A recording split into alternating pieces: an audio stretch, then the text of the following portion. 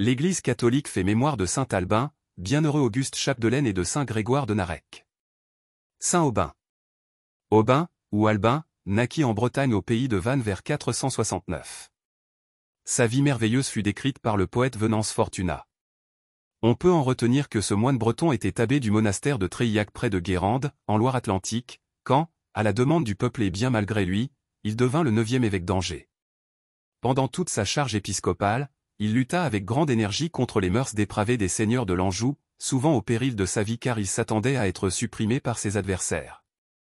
À cette époque des Mérovingiens, beaucoup de seigneurs prenaient comme épouse leur propre sœur ou leur fille.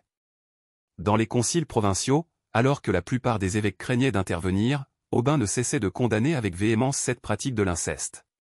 Il redisait à ses fidèles, « Vous verrez qu'ils auront ma tête et que je finirai comme Jean le Baptiste. » Cette prédiction ne se réalisera pas. Bienheureux Auguste Chapdelaine. Les Augustes peuvent recourir à l'intercession d'un martyr du XIXe siècle, le bienheureux Auguste Chapdelaine. Né dans la Manche en 1814 et devenu prêtre, il entre dans la Société des missions étrangères de Paris. Il est désigné, à la fin de sa formation missionnaire pour partir en Chine en 1852, il meurt 4 ans après, en février 1856. Il n'avait que 42 ans. Auguste Chapdelaine venait de fonder au Kouangxi une petite communauté chrétienne. Les lettres qu'il écrivait alors en France manifestent un homme tranquillement héroïque, attendant le martyre comme la chose la plus naturelle du monde, la meilleure qui puisse lui arriver.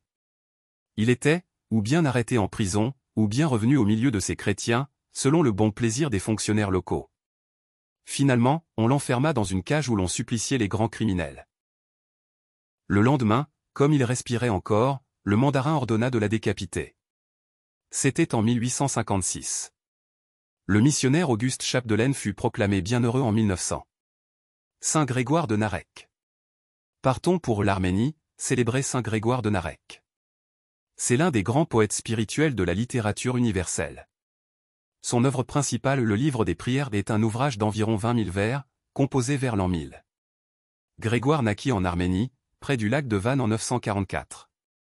Tout petit, il perd sa mère et son père, entre dans un couvent. Grégoire sera élevé par un oncle maternel au monastère de Narec, il y passera toute sa vie. Le jeune moine est passionné par l'étude des pères de l'Église, tant arméniens que grecs. Reconnu comme maître spirituel, il est chargé de former les novices de son couvent et chose délicate, de réformer les monastères voisins. Saint Aubin, bienheureux Auguste Chapdelaine et de Saint Grégoire de Narec, priez pour nous. Évangile, celui qui n'accueille pas le royaume de Dieu à la manière d'un enfant n'y entrera pas. Alléluia. Alléluia. Tu es béni, Père, Seigneur du ciel et de la terre, tu as révélé aux tout-petits les mystères du royaume. Alléluia. Évangile de Jésus-Christ selon saint Marc.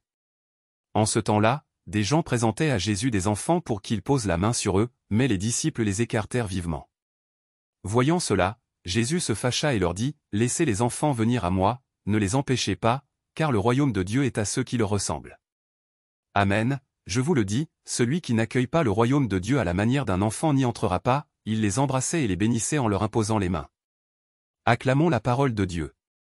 Louange à toi Seigneur Jésus.